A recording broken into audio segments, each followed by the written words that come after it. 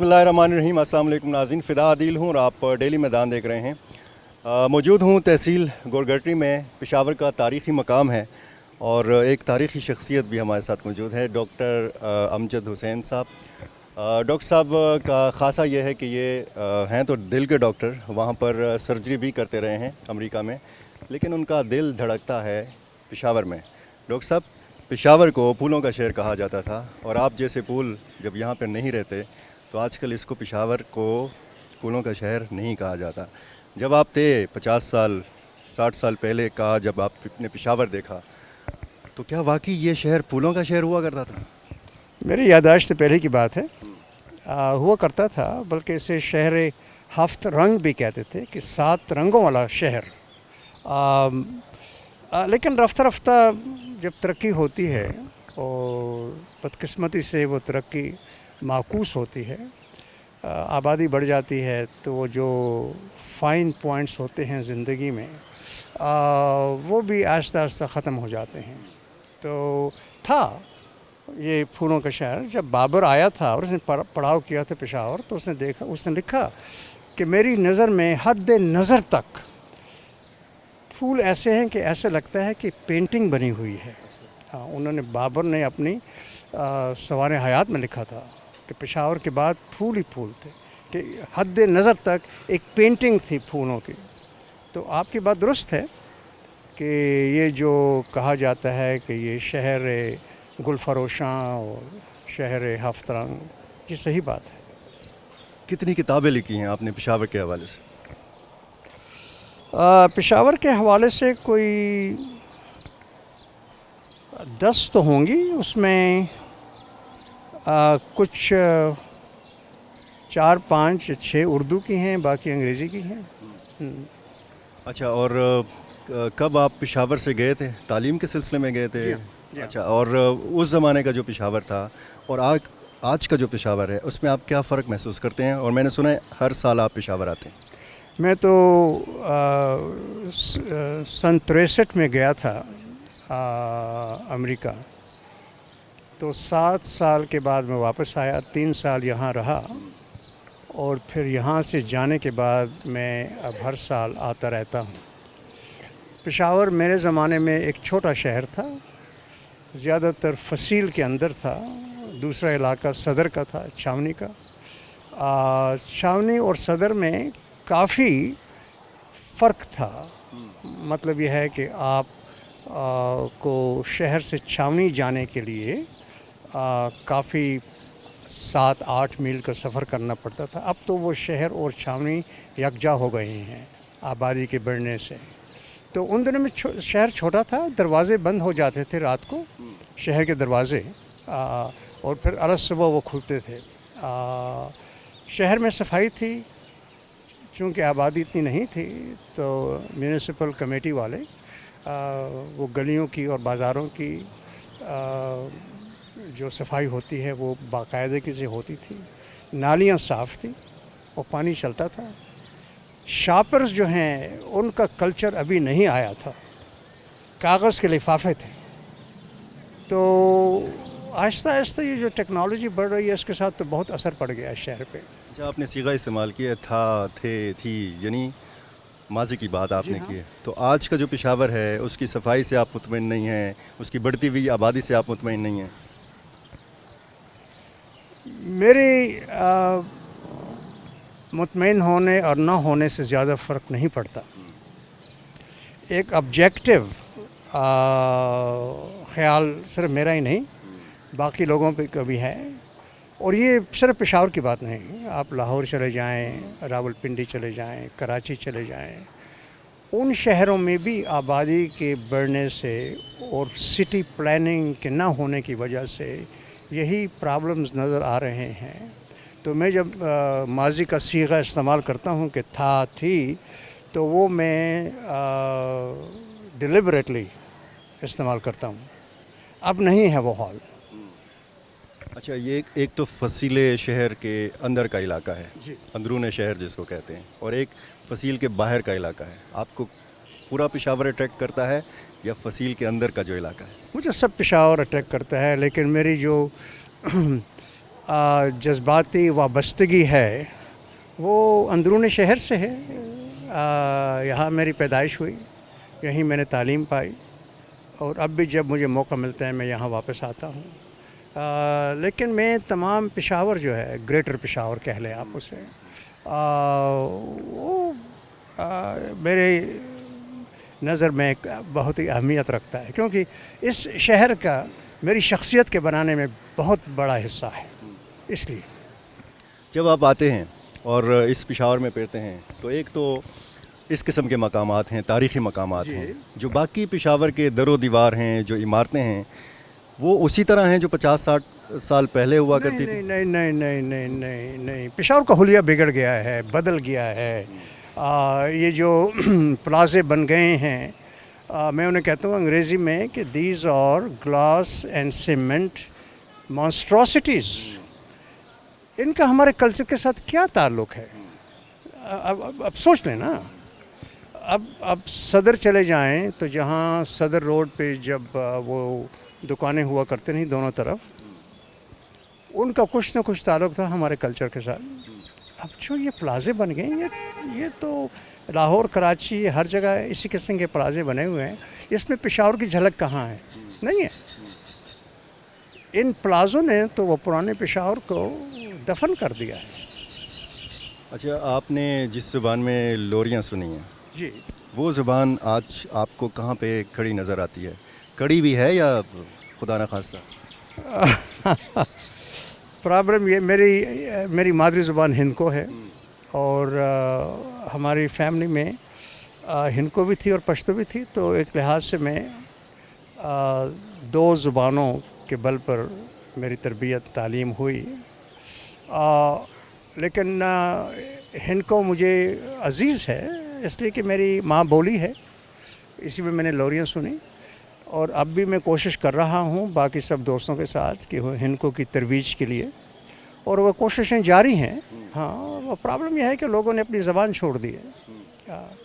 अब आप लाहौर चले जाएं, वहाँ लोगों ने पंजाबी बोलनी छोड़ दी है, बच्चों के साथ उर्दू बोलते हैं और अब तो अंग्रेज़ी आ गई है। तो यही हाल पेशावर का है कि जो थे मुक़्तदर पेशावरी जो इस शहर से निकले, नाम पाया, लेकिन उन्होंने अपना रहन सहन तो रखा लेकिन ज़बान बदल दी, उर्दू हो गई।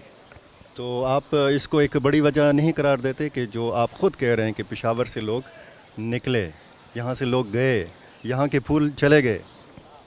नहीं, वो ठीक है, वो जो माइग्रेशन होती है, और माइग्रेशन दो किस्म की होती है, लोग आते भी हैं जाते भी हैं। हाँ, तो उस पे तो कोई न कैद हो सकती है न कोई मुखालफत हो सकती है, क्योंकि ये तो हमेशा से ये सिलसिला चल रहा है, migration of people across borders, जैसे सरहदों के पास लोग आते जाते हैं। आप पेशावर में देखें, जो अगर आप 2000 साल पहले चले जाएं, 1500 साल पहले, तो यहाँ जो लोग थे वो मुख्तलिफ थे निस्बतन उनके जो अब हैं। अब तो आपको यहाँ इम्तिजाज मिलता है ना इस शहर के बाज़ारों गलियों में, और ये इम्तिजाज आप लोगों की शक्लों पे देख सकते हैं।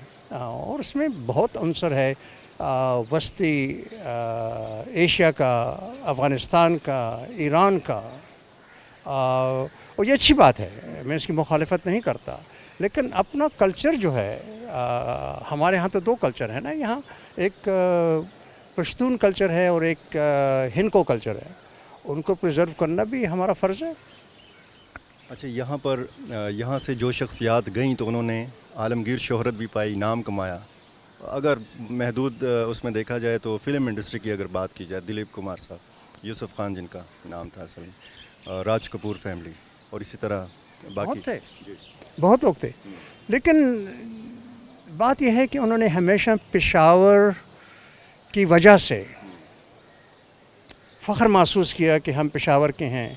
आपने राज कपूर फैमिली का बताया, मुझे अहमद फराज ने ये बताई थी बात कि राज कपूर ने उन्हें बताया था कि जब भी वो नया घर बनाते हैं हिंदुस्तान में, तो उसकी बुनियाद में एक बोरी पेशावर की मिट्टी की डालते हैं। तो पहले तो आसानी से चले जाते थे, लेकिन जब پاکستان ہندوستان میں پاکستان نہیں پارٹیشن کے بہت بعد کی بات ہے، تو وہ یہ نہیں جا سکتا تھا، یہ پھر یہ مٹی جاتی تھی یہاں سے افغانستان اور وہاں سے بھیجتے تھے ہندوستان. لیکن یہ مٹی سے محبت کی بات ہے کہ انہوں نے ہندوستان جا کے بھی پشاور کو اپنے دلوں میں زندہ رکھا. یہاں میں ایک چیز کا میں شاکی ہوں، وہ یہ ہے کہ جو لوگ پشاور سے گئے، آپ نے کہا کہ انہوں نے دنیا میں شہرت پائی، اور ان کی شہرت کی ایک وجہ، ایک تو ان کی خود قابلیت تھی ضرور، لیکن اس میں پشاور کی بھی تربیت تھی ضرور تھی، لیکن ان لوگوں نے پیچھے مڑ کے نہیں دیکھا، پشاور کو ایک لحاظ سے ایبنڈن کر دیا. میں بیسیوں نیم لے سکتا ہوں، اس میں آپ پطرس بخاری، ذوالفقار بخاری کا نام لے سکتے ہیں. جہانگیر پورہ کی پیدائش تھے، اور دونوں بھائی جو تھے بخاری برادرز، انہوں نے بہت نام پیدا کیا ادب کے میدان میں، براڈ کاسٹنگ کے میدان میں، اور ڈپلومیسی کے میدان میں. لیکن انہوں نے پشاور کے لیے کیا کیا؟ پشاور کو اپنایا، پشاور کا نام ساتھ لے کے گھومتے رہے، کریا کریا، بستی بستی، لیکن پشاور کے دیے کچھ نہیں. اچھا، یہ مٹی کی آپ نے بات کی کہ یہاں سے مٹی لے کے جانا اور نئے گھر کی تعمیر کی بنیادوں میں اس کا استعمال کرنا، تو کچھ ایسی چیزیں بھی ہیں جو آپ امریکہ ساتھ لے کے گئے ہیں اس کلچر کے حوالے سے، خصوصاً پشاور کے کلچر کے حوالے سے؟ بہت کچھ تو میرے دل میں ہے، لیکن جو کہتے ہیں فزیکل ہیں چیزیں ہیں پشاور کی، وہ اب ہماری گفتگو پھر ناسٹیلجیا کے دائرے میں داخل ہو جائے گی، اور ناسٹیلجیا جو ہے وہ ذاتی طور پہ ہوتا ہے، باقی لوگوں کے لیے نہیں ہوتا. تو میں صرف ایک قصہ کروں گا آپ کو. ہمارا مکان تھا مسلمینہ بازار میں، آبائی مکان، اس میں سب میرے بھائی بہنوں کی پیدائش ہوئی. وہ ہمارے خاندان میں 1875 سے تھا وہ گھر، تو یہ 1990 کی دہائی میں وہ ختم ہوا، بیچ دیا گیا. تو میری تو بہت یادیں وابستہ ہیں اس گھر کے ساتھ، ہم سب کی ہیں. تو وہ گھر جب بک گیا تو وہ لوگ ملبہ لینے والے آئے، تو انہوں نے اس گھر کو گرانا تھا. تو میں نے کہا کہ بھئی ایک آپ ہفتہ 10 دن رک جائیں، میں آ رہا ہوں. مقصد میرا اور کچھ نہیں، صرف یہ ہے کہ میں وہاں جا کے ان دالانوں میں، اس صحن میں کچھ تھوڑی دیر دیکھ لوں، یاد کر لوں، اور جو لوگ چلے گئے ان کے لیے کچھ دعا کر لوں. لیکن کامرس جو ہوتی ہے نا، تجارت، وہ جذبات سے الگ ہوتی ہے. تو انہوں نے میری بات نہیں مانی. تو جب میں یہاں پہنچا تو وہ گھر گر چکا تھا، بس ایک چھوٹی سی زمین تھی. معلوم احساس نہیں ہوتا تھا کہ یہ اجنبی کہاں سے آ گئی ہے. اجنبیت کا احساس ہوتا تھا کہ بھئی اس پہ تو میں پیدائش ہوئی، میری پرورش ہوئی، لیکن وہ تھوڑا سا ٹکڑا زمین کا جو تھا، میں اس کے ساتھ کبھی لنک نہیں کر سکا. تو کچھ آنسو بہائے، تو میں نے پتہ کیا کہ بھئی یہ ملبہ کدھر گیا. کہنے گئے کہ یکتوت کے باہر گودام ہے، وہاں جاتا ہے. تو میرے اور میرے بھانجے نے ہم گئے، ہم ڈھونڈتے رہے، آخر ایک جگہ وہ ملبہ مل گیا. تو میں نے دیکھا کہ وہی الماریاں اور وہی دروازے اور کھڑکیاں جو ہیں وہ ایک دیوار کے ساتھ لگیں، اور جسے کہتے ہیں لاوارس وہاں لگی پڑی تھیں. تو ایک دروازہ تھا میرے کمرے کا، جس کی جو وہ کنجی ہوتی ہے، آپ اسے کیا کہیں گے؟ پھوڑا نہیں، وہ زنجیر والی کنجی ہوتی ہے. ہاں وہ ہاں. تو میں نے اسے کہا کہ یہ مجھے اتار کے دے دو. تو اس نے کہا کہ نہیں میں آپ کو نہیں منگوا دیتا ہوں کہ میں آپ کو نہیں منگوا دیتا ہوں. تو میں نے سوچا کہ الف دین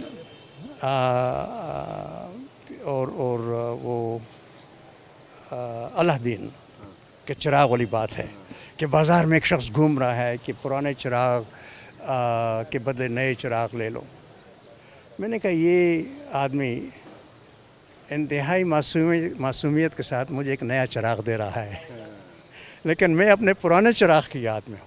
تو خیر میں نے اسے ایکسپلین تو نہیں کیا, وہ نہیں کوئی وجہ تھی ایکسپلین کرنے کی, تو وہ اس نے مجھے اکھاڑ کے دے دی, میں ساتھ لے گیا, تو میرے ساتھ پڑھی ہے اب بھی.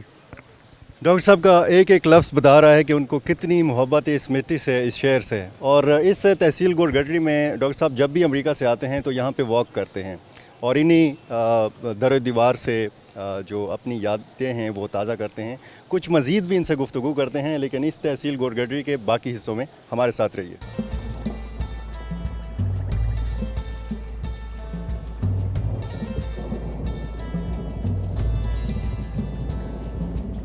ڈاکٹر صاحب یہ جو اینٹیں ہیں پرانے پشاور کی, جی یہ بہت خستہ ہو گئی ہیں, بوسیدہ ہو گئی ہیں. جی.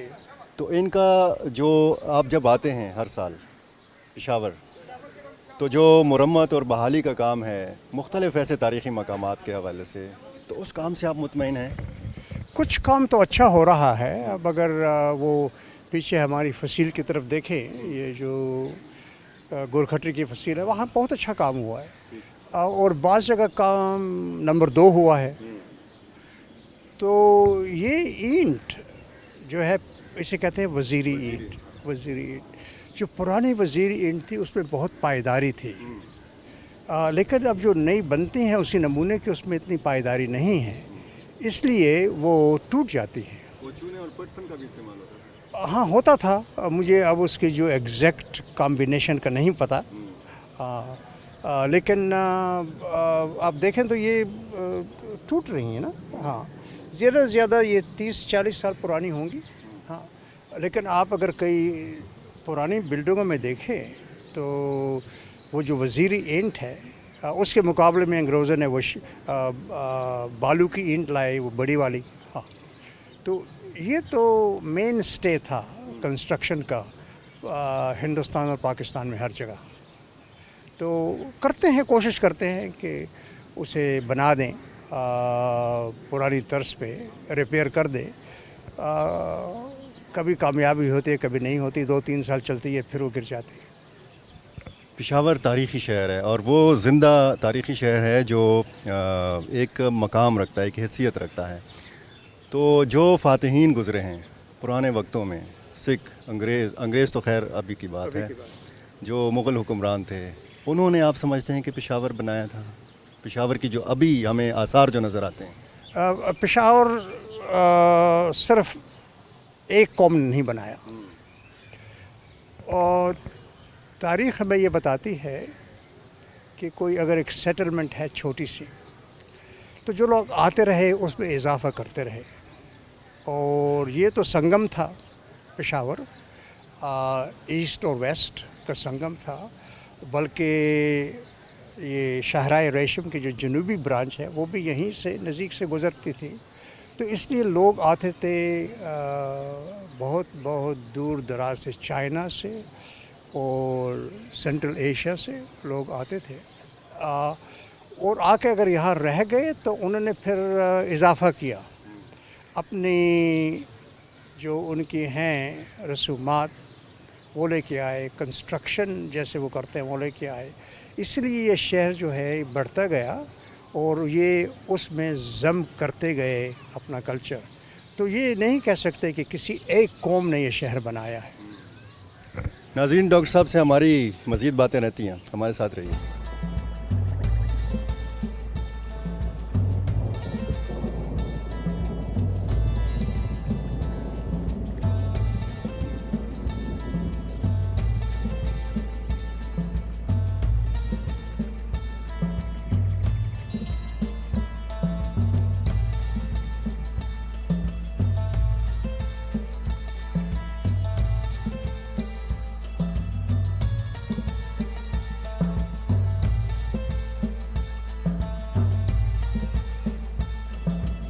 جی, محلہ سیٹیان میں ہیں اور سیٹیاں دی حویلی کے اندر موجود ہیں.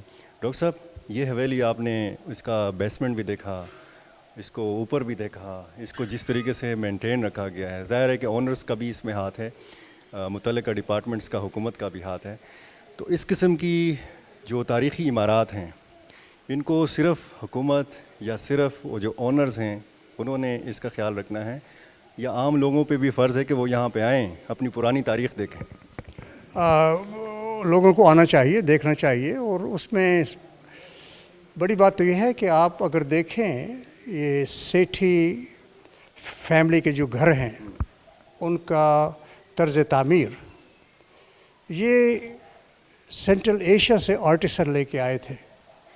اور میں نے دیکھا ہے کہ چائنا کے مغرب میں جو شہر ہیں وہاں ان کا آرکیٹیکچر، اور جو سینٹرل ایشیا کے شہر ہیں ان کا آرکیٹیکچر، اور ہمارے پشاور کا یہ خاص آرکیٹیکچر، یہ ہر گھروں میں تو نہیں ہوتا نا. ہاں، تو یہ کامن ہے. اور وہ آرٹیسن جو تھے بنانے والے وہ وہیں سے آئے تھے. اور یہ فرض ہے ہمارا کہ ہم اس تہذیب اس آرکیٹیکچر کو زندہ رکھیں. بلکہ آپ کو سن کر خوشی ہوگی کہ کوئی 8-9 سال پہلے ہمارے پشاور کی ایک لڑکی نے برطانیہ کے ایک یونیورسٹی سے سیٹھی ہاؤس آرکیٹیکچر پہ پی ایچ ڈی کی ڈگری لی ہے. سمرہ خان پروفیسر ہیں اسلام آباد میں. تو یہ سیٹھی خاندان نے ان کے ساتھ بہت تعاون کیا اور انہیں اجازت دی کہ وہ اس آرکیٹیکچر کو باریکی سے اسٹڈی کر سکیں. اور جیسے میں نے کہا ان کی تھیسس پر برطانیہ کے ایک یونیورسٹی نے انہیں پی ایچ ڈی دی. تو یہ تو یونیک چیز ہے، گفٹ ہے ہمارے لیے، اس کو تو پریزرو کرنا ضروری ہے.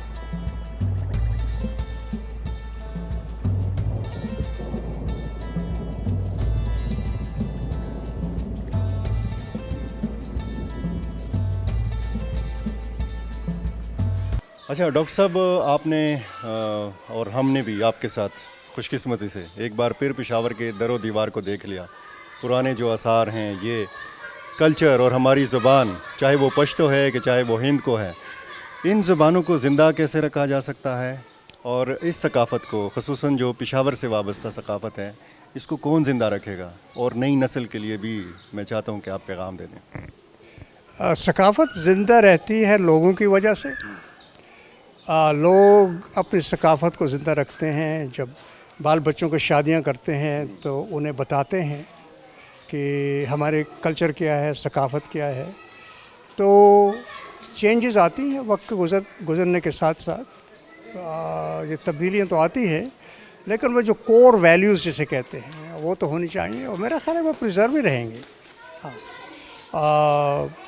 اب پشتو کلچر کی جو روایات ہیں وہ بھی اب ریوائیو ہو رہی ہیں، لوگ کرتے ہیں. ہندکوں میں بھی یہی بات ہے. اس کے لیے ذرا کوشش ضروری ہوتی ہے، یہ خود بخود نہیں ہوتی. اور کیسا لگ رہا تھا آج تو میرے ساتھ، بلکہ میں آپ کے ساتھ جب پھرا ہوں پشاور کے مختلف علاقوں میں، تو مجھے تو بہت اچھا لگا. آپ کی فیلنگ کیا ہوتی ہے جب آپ اکیلے پھر رہے ہوتے ہیں پشاور کی؟ وہ کہتے ہیں کہ تنگ و تاریک گلیاں ہیں، لیکن ان گلیوں میں بڑی روشنی بھی ہے ڈاکٹر صاحب. وہ روشنی اپنے ساتھ لے کے گھومنا پڑتا ہے. اگر دیکھا جائے تو میرے جیسا شخص یہی ہے کہ وہ 2 دنیاؤں میں رہتا ہے، ایک ماضی اور ایک حال. اور مجھے اس میں کوئی قباحت نہیں. تو اگر میں گلیوں میں پھرتا ہوں تو پھر یہی ہے کہ مجھے وقت کا ریلا جو ہے لے جاتا ہے پیچھے کی طرف، اور میں دیکھتا ہوں، گھروں کو دیکھتا ہوں، یہاں کون رہتے تھے، کن کے ساتھ مراسم تھے، کیا تھے، وہ تھے. میں اکثر اس بات پہ نہیں کوڑتا کہ کیا سے کیا ہو گیا ہے، کیونکہ وہ پشاور جو پرانا ہے وہ اب بھی ہے. میرے ایک عزیز دوست تھے خالد حسن صاحب، معروف تھے جرنلسٹ، بھٹو صاحب کے سیکرٹری بھی رہے.